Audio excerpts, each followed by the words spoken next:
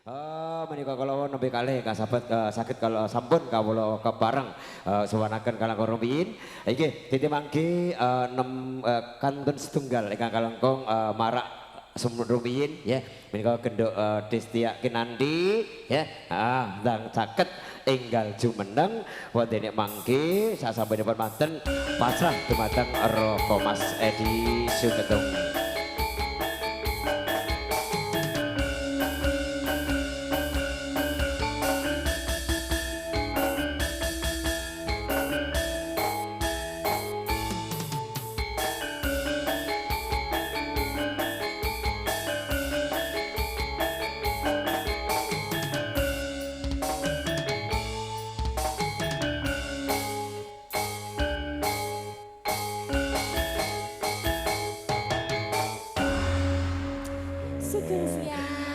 Alhamdulillah, sugeng siang. Dungkap Cut. napa? Lek putu kira cucut to. Heeh, kita lek cucut ngono kan angel penak cut ngono wae.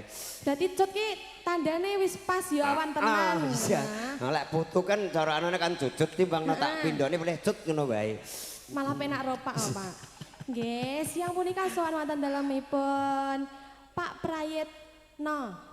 Mas Prayet. Mas Prayet. Oke, tapi alhamdulillah. dugane kalau Pak kula kan tasik Apa?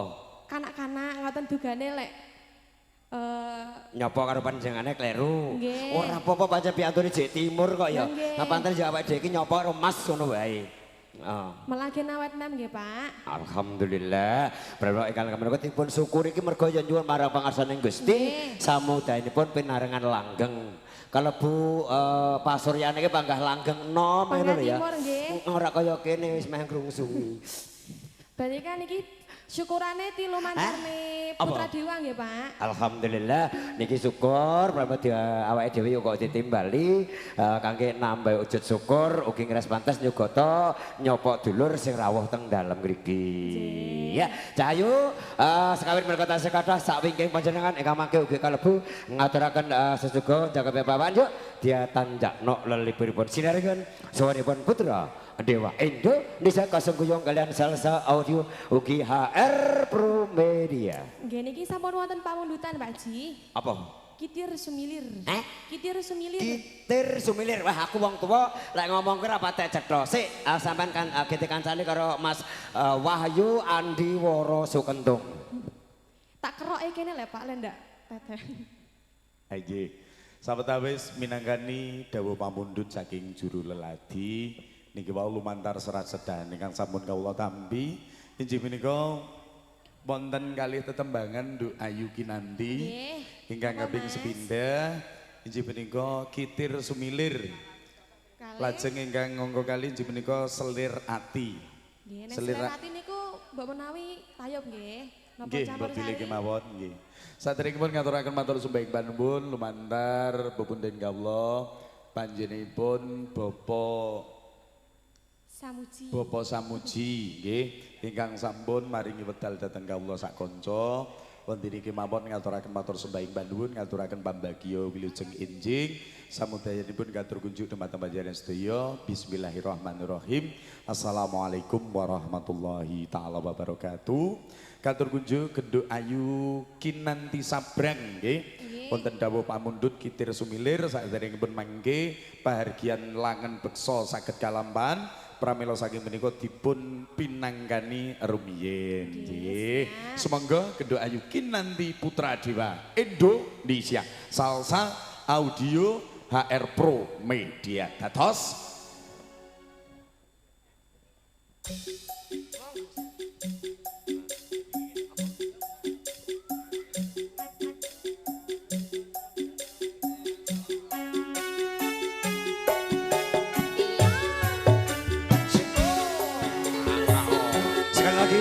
untuk sedulur kalau modal lagi minta request lagu ini monggo dipersilakan.